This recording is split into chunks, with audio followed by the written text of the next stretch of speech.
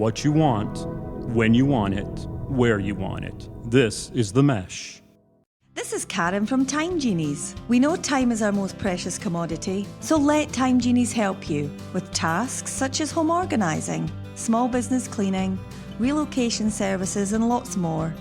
My team of high quality and trusted professionals is your one-stop shop for your personal and corporate needs. Let us help you reduce stress and give you time to do the things you want to do, making memories. Check the Time Genies website for more info. Go to www.time-genies.com.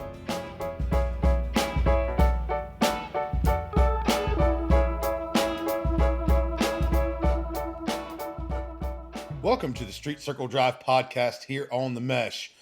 StreetCircleDrive is your Hickory, North Carolina-centric podcast for people who love Hickory, North Carolina. I'd like to thank all of our listeners for tuning in and listening to this podcast because we could not do it without you, and we sincerely do appreciate it.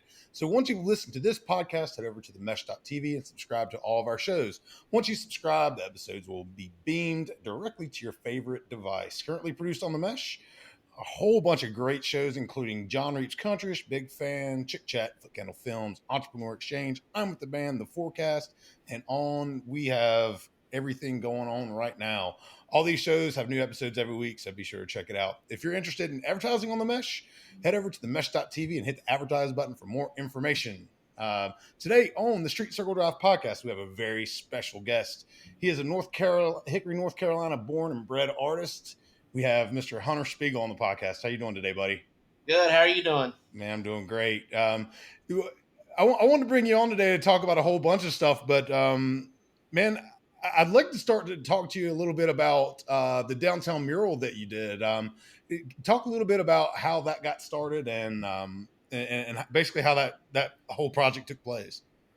Okay, yeah. So it took place about a year and a half ago. Well, actually, it's been more like 2.5 years ago when the Rotary clubs and the post-polio support groups of Catawba County all got together and decided they wanted to commemorate the Miracle of Hickory in some way. So they decided to do a mural, and they did like an open call for the mural. And so artists from all around applied for the mural, and I ended up getting the mural based on my concept, which was basically summarizing the issue into like humanitarian love. The whole town kind of came together to, if you're not familiar with the story, in 1944, the polio epidemic hit, kind of like we have a pandemic now, an epidemic. The whole town came together and all worked together, and we're all on the same page, which I think should reflect now where there's all these split views, but we'll get back to that later. But yeah, they all came together and they built a hospital in basically 54 hours. Within this hospital, they treated all these polio cases because people in Hickory were left out to have polio treatment. They couldn't go to Charlotte, couldn't go to Greensboro, couldn't go to Raleigh because all the treatment facilities were full. So what they did is they told everybody to go and basically go home and prepare for your kids to get sick and die. And so basically Hickory got left out in the cold, and we got shunned and got dubbed Polio City. People would drive down the roads in 321 and roll up their windows because they were afraid to breathe the air, because kind of like what we're dealing with now. No one knows where it was coming from, how it was happening. People were freaking out. Kids couldn't go out and play together. People were kind of quarantined. So the hospital got built in 54 hours by 3 doctors. And just for the brief, little quick background on it, basically just came together so fast with the town that these nurses were bussed in called the Angels of Mercy. And they were bussed in from all over. Doctors were bussed in. And basically this was like a time of hands off. People were scared of everybody, kind of like now, what was going on. And these nurses were like full on, hands on, treating these patients. And you got to remember, these patients were young kids. They were like parents that had dropped their kids off and basically had to leave and didn't see their kid for months, which is insane, to think about that as a parent. So these nurses were very important and vital to the situation. And they developed some of the best treating methods there. And we actually had the lowest mortality rate of any other place in the country because of our vigilance and the way they showed the humanitarian love. And so with that concept, I came up with the nurse and the patient. Because we did not discriminate, which was a very big thing during that time. We had no prejudice, boundaries, or any of that. Any race could be treated, Native American, blacks, whites, whoever. And that was really important. A lot of other places were not doing that. So people were crawling down out of the foothills and all over to get treated at our facility. And so that was really big in my proposal. So it was that everyone could treat it. So the racism blur and all that stuff, I wanted to diminish that. And I really wanted to just kind of show the love between two humans. And so that's where my concept went. And then from there, kind of went into, meetings and all these things with the Rotary Club, the post-polio groups. And we talked and came up with, the walls, spots. And that was really big problem trying to find the wall. We had the wall picked out beside the wine shop, but it became a huge issue with the city. We had certain city officials that did not agree with the imagery. We had a couple that were racist, a couple that weren't racist, a couple that just didn't want it to mess up their design of downtown. So it became this whole political thing that I had no idea I was getting involved in by just creating a piece of artwork for a wall. And not to mention, I was really bummed on the city. They were not prepared to do any kind of commemorative thing for the polio thing, which up until now, it was the biggest crisis known to date that we had. And we actually succeeded in it. So it was a really big thing that we have acknowledged it and educated people on it. And that was important because most people our age and other didn't even really know what it was. And so finding the wall was very difficult. They tried to put us out by the Rotary Park out there. And, that was just a wall that no one would see. And so finally Lindy's stepped up and said, hey, you can put it on our wall. And so I was like, that's great. It's a perfect wall. You'll see it actually just as well, if not better. It's downtown. The committee that was doing it, and the post-polio members were very, very adamant about having it downtown Hickory, in the center spot, the ripple, the heartbeat. So that was really important. So we fought for that. So it became on past this, me designing a piece. I had to start, advocating for the arts and how important it is for mural artists to be here, how great it can change a city with identity and all these things like that.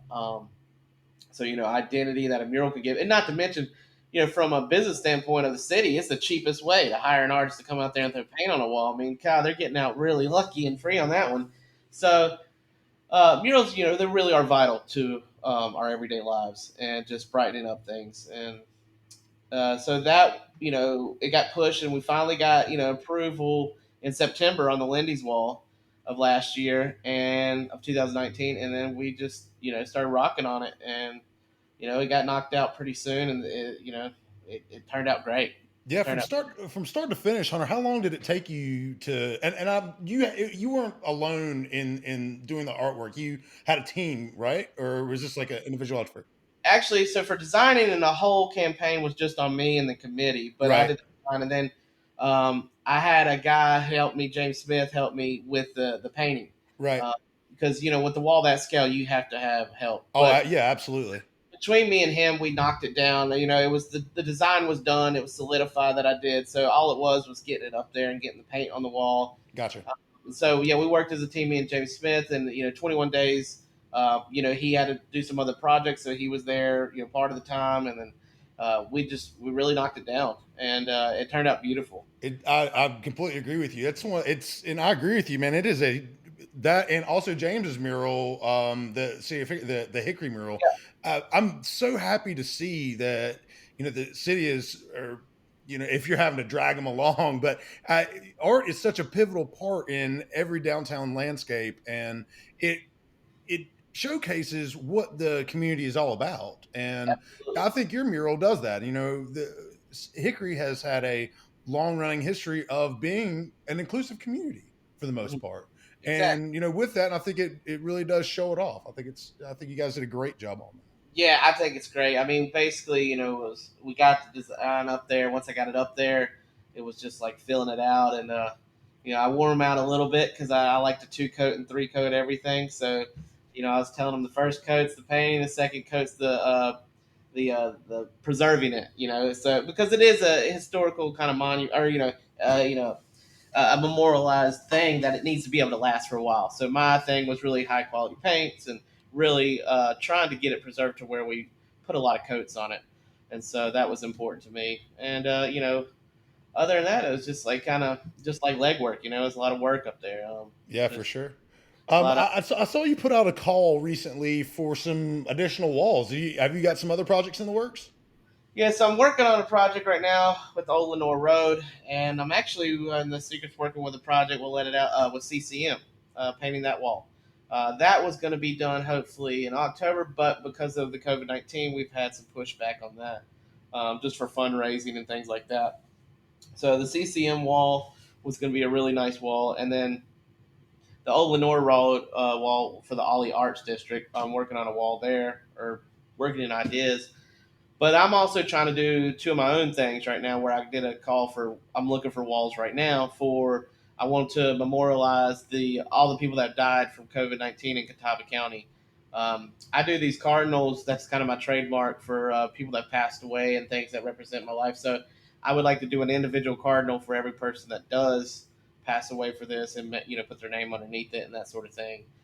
And then I wanted to do after once the movement, the Black Lives Matter movement started a little stronger. I really want to do something to commemorate that as well and show like a wall of equality and these things like that, where I could maybe get some other African American artists to come in and hang out with me and collaborate on it. But I really would like something like that to be prominent in, or just be a big part of this town because. With the African American child I put up on the wall for the Miracle of Hickory, I got a lot of pushback. I had to defend that quite a bit, which was pretty strange for me coming from a non-racist background.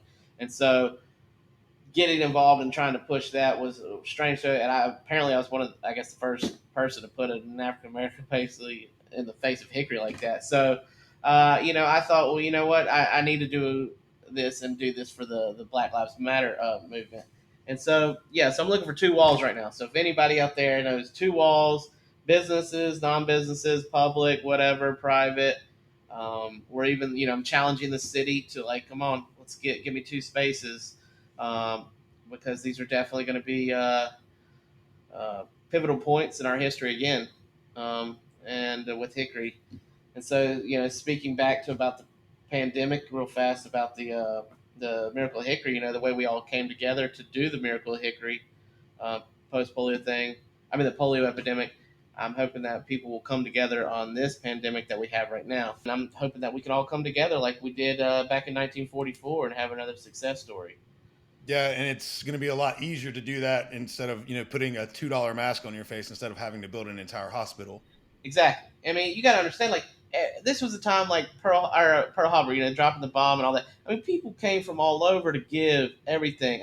People were giving sheets and comfort. Everybody was in on it. Everybody. Everybody. There wasn't this split hair thing that's going on now and like this prideful kind of, oh, this and that. I have to change the way I live for this. This is not like it's not a joke. And people can, I get a lot of the essential workers have, gone through this and they see a different side because maybe they have not been affected. But as soon as it, like we talked about earlier, as soon as it does get affected around you or someone it's going to become a lot more serious. And by that time, it's already here. Right. Yeah. And, that's something we did talk about earlier that, COVID-19 and racism and gun violence, they all seem to have the same kind of common thread that, until it directly affects you, then a lot of people don't care. And that's the real unfortunate part about this whole pandemic that we're living in. So if you're listening to this and you don't have a mask on, especially in public, y'all put a mask on. It's real easy to do. I know you mentioned earlier about the Old Lenore Road and its improvements that are happening. And I know you have just opened up a gallery there, and talk a little bit about your gallery. And I know that it just opened in February, correct? Yeah. So ATAC Art Gallery, we started in February. It's been a long time coming for it. ATAC, stands for Artists Taking a Chance. It started back in 2000, basically like guerrilla marketing for all artists that I wanted to get to start a revolution to kind of better planet Earth and join up. And we represent all arts. So ATAC Art Gallery, has come full circle back to Hickory. Because I've taken it with me to Georgia and New York and all these other places that I've lived. So I wanted to bring this kind of higher end art that I've been involved in for the past 20 some years of my life, 27 years of my life. Um, so, I was in New York for a while, and I, showed at some big galleries and did some big stuff like that. And I really just kind of missed home, and I really wanted the space. In New York, I was painting in, I had a studio space, but my overhead was like $3,500 a month for, rent and then studio. My studio space was 10 feet by 14 feet, which is big for there, but it's, I work really large, and I was doing a lot of large installations, and I was doing large paintings. And so I was basically painting myself into a corner physically. And it got to the point where I was, I did a lot of sets. I built backdrops and sets and all these things. So anyway, I just wanted to bring, come back to Hickory, and I got asked to do a museum show, solo museum show. And if you're an artist, you do not say no to a solo museum show. So, and it happened to be in Hickory, and so that brought me back. And then the mural led me here, and then I was like, you know what? I've always wanted to do a gallery here. And so it was the third step. So it's like the third tripod to like what I wanted to do in Hickory. So now we're doing it, and we had a great opening February 22nd. COVID hit, damn it. And so, building the momentum in the arts is fine. But, we have the space, and we have been plotting, and the whole time we have been plotting for what's going to happen when the doors open, and we're prepared for some really cool shows. At this gallery, we're not going to just show the kind of Sunday painter, dog painting things. No offense to people doing all that, and we're really trying to show more, deeper thought work with a deeper rooted artists that are trying to really represent themselves and really kind of show some different angles and put perspective on issues. And it's not like we're just going to be showing local artists. I have connections with all my friends all over the world that are going to show here. So we're going to try to bring in some internationally known artists. And so it's going to kind of open the art world up to where a bigger scene, to where these artists are more museum style artists, and it'll bring in more collectors that'll actually drive the market here and allow people to maybe make a profession out of being an artist, which before I left in 2001, you really couldn't do that. It was like Tommy Stein was the only guy here. And of course he was like a framer, and he would make the watercolors of the buildings around town. But really, other than that, you got Tommy Stein, you got Joe Lafone, that really were only people that I know making kind of a living. So it really wasn't acceptable here. So it took a time, to where I was finally like, I'm going to go back and give it a shot and see if I can be who I am in my own town. And so that's what we're doing right now. And, we're pushing it every way we can. And we're going to be offering, classes and students from all ages, hearing impaired as well. We're going to offer a dinner club, which is really cool. We got some nice chefs on board waiting for the doors to open again, to where we can have these dinner clubs, which I think is going to be great. So basically, it'll be a unique experience. A chef will come in and make a prefix meal. It's going to be a themed out kind of event, to where you'll be lined up with different people in the groups. You'll have different members that will be at each dinner. So every time it'll be different experience. So it's not going to be the same people you see at every dinner. And then the chef's meals will change, and then the walls will change, the art will change, the lights will change, everything will change. So it's kind of like some will have. It's just going to be kind of wild, and we have some good things planned for that. So that's really good. And of course, we have the Revolving Art Gallery here, which the shows will alternate and change. We're going to deal with a little bit more edgier stuff, like race and what it's like to be black in Hickory, what it's like to be Asian in Hickory, what it's like to be gay in Hickory, what it's like to deal with the politics in Hickory, different things that need to be addressed. I grew up painting a lot of landscapes and still lifes, and over the years I've just developed that I'm just more complex, and so my work is changing as well. It's having more of a voice. Like lately I've been doing these Earth Wars pieces that are addressing just relevant matters at the time. And so I think it's important for artists out there, if you're listening, to adapt, be relevant. Sometimes, the avant-garde is beautiful. Yes, be ahead of the curve, but also at the same time, we need to address what's happening now. And so we're going to try to work on those issues here at ATAC Gallery.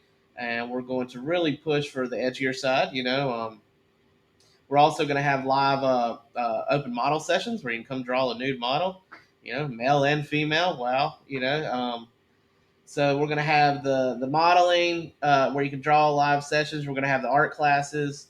We're going to have the dinner club. We're going to have the online retail shop, which we have coming up soon.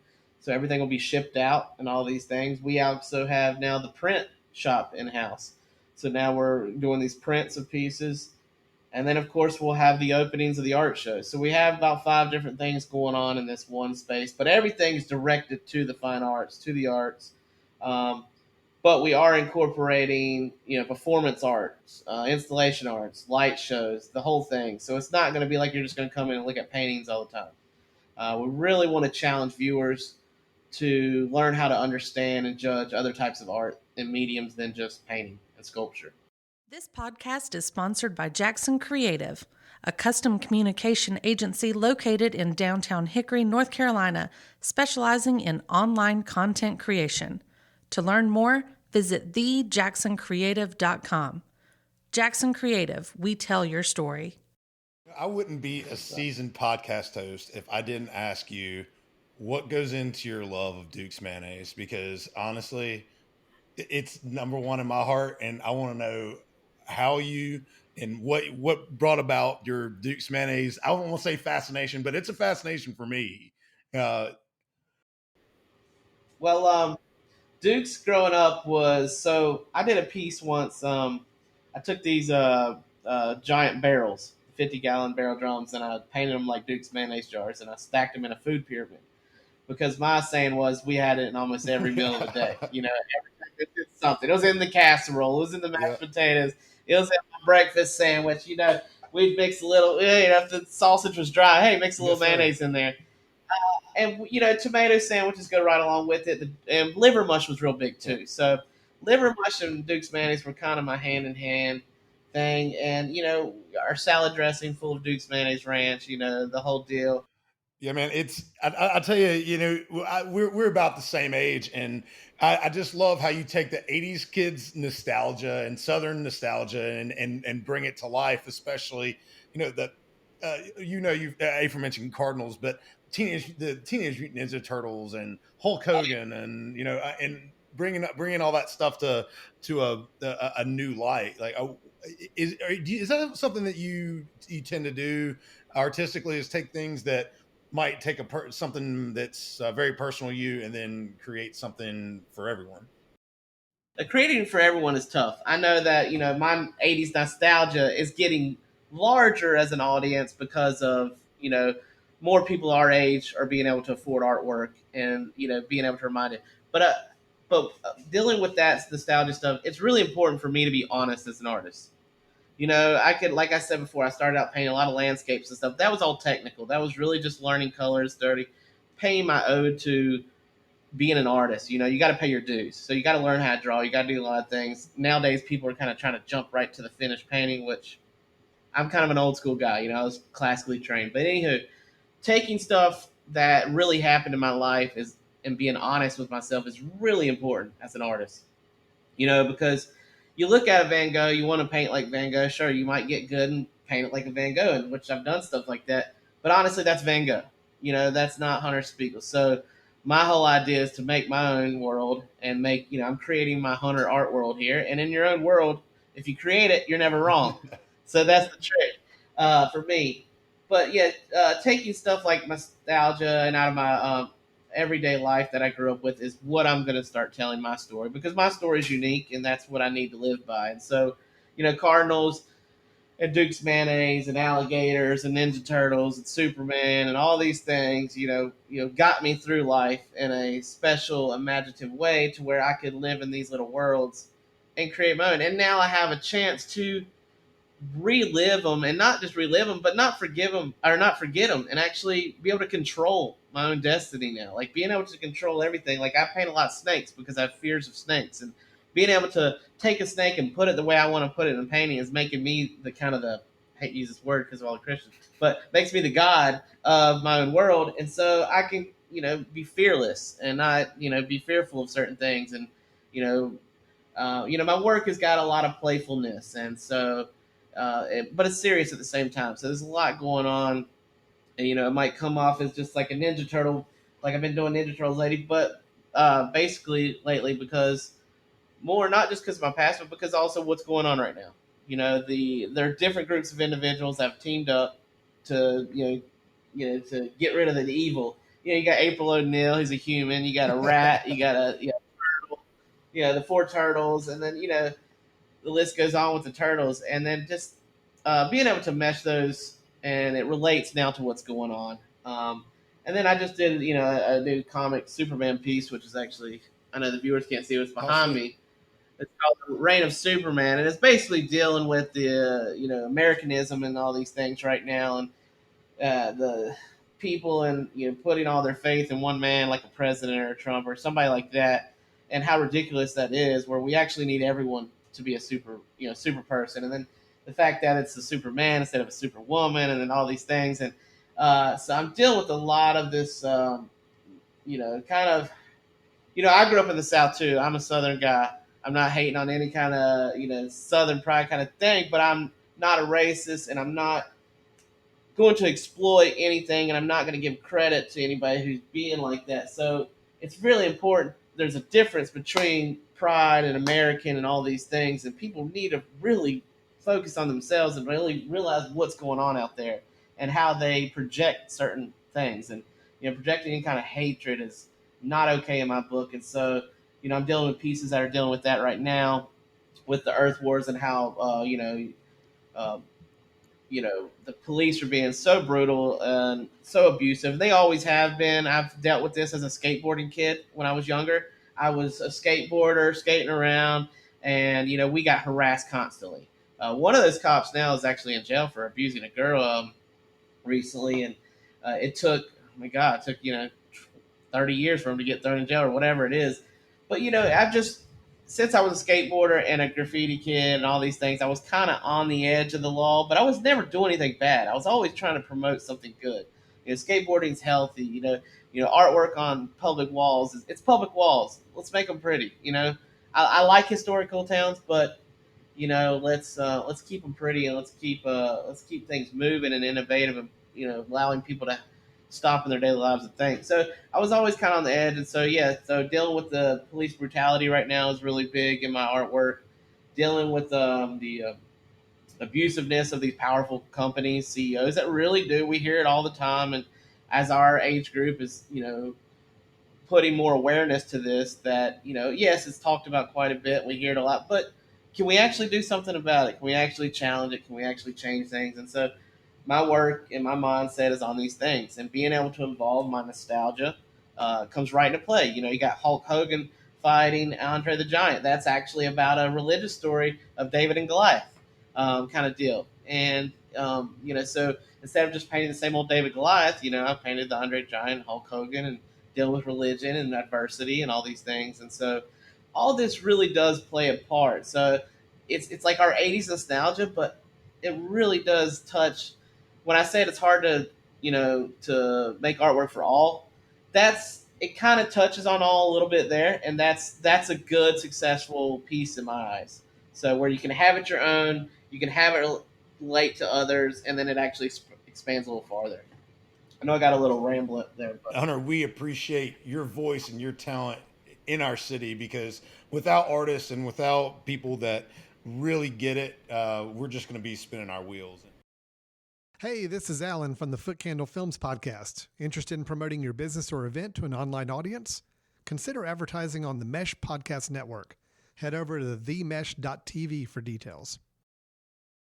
Instead of having a restaurant review, Hunter and I are going to talk a little bit about our favorite pizza spots in Hickory. Like I said, we can't actually go to these restaurants per se, but we can sure talk about it and get takeout. So, Hunter, under normal circumstances, what do you think is the best pizza in Hickory?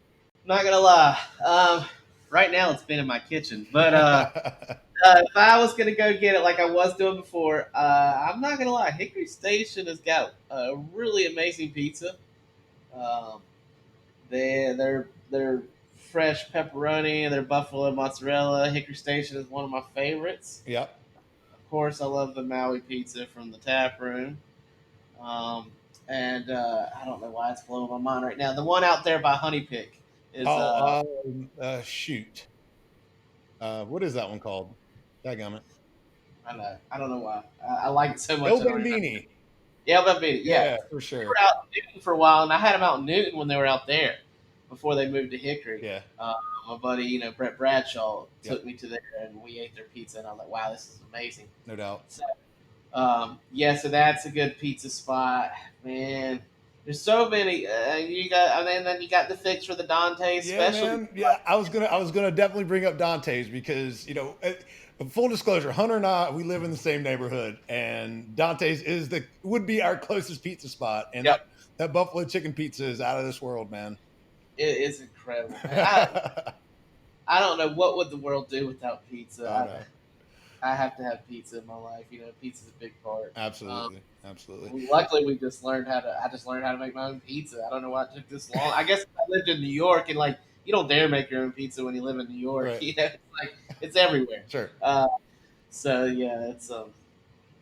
man. You know what? And then of course, my growing up, Village Inn Pizza. Yeah, man. I worked at Village Inn for a while, and some of the folks that own that spot are some of my good buddies. And believe it or not, another super talented artist that I met working at Village Inn, Matty G. That's right, Yeah. Matty G was up at the VIP. Yeah, me and Matt Good worked together for a long time at Village Inn. So shout out to Matty G. But Hunter, man, thank you so much for being on the podcast. We appreciate your voice in this town. Yeah, absolutely, man. I'm going to do the most I can to make as much noise as I can. I'm not going to be quiet, so I'm sure I'll offend and not offend people, but the whole idea is out of love and awareness. We just want to enlighten and educate. And we'll do it through our art and, have some really, really fun shows when we open the doors again, and we're really looking forward to having everybody back in there. And if not, go check out ATAC Art Gallery. Every day we're updating it. Things are going online. Support us any way you can. Rent is not cheap. Art is not free. But we try to make it as free as possible for the viewing. Experience is important. So, I do a lot of large paintings so that we can have these great shows. And they don't fit on a lot of walls. And I like to say that my paintings aren't too big. Your walls are just too small. But yes, support us, atacartgallery.com. We're not going anywhere. We're going to make it through this thing. And, we're looking forward to any artist out there that wants to submit stuff. Email me. All my stuff's on the website. So email me out there and we'll take a look-see. But we will have open calls really soon for our new art shows coming up. So be looking for it and follow us on our Instagram, at ATAC Art Gallery Instagram, all that jazz. And, yeah, man, look forward to meeting each one of y'all out there, and we'll have some fun with this. And, let's just all stay safe out there. Take it, be vigilant. I know masks itch. I know they bother you, but why don't you try spray painting for 8 hours a day in it? You'll get used to it. They're safe. They're safe. Better be safe than sorry, That's right. I'd like to thank Hunter Speagle again from ATAC Gallery is coming on the Street Circle Drive podcast today. And I'd also like to thank and take a second to thank our sponsor, Time Genies. If you and your business are in need of top to bottom cleaning or organizing, or just need someone to make your life just a little bit easier, head over to time-genies.com to find out more. Our studio and offices uses Time Genies, and we really couldn't be happier. So thank you, Karen and Time Genies, for being part of our network. Again, my name is Andrew Moose, and this has been Street Circle Drive on themesh.tv.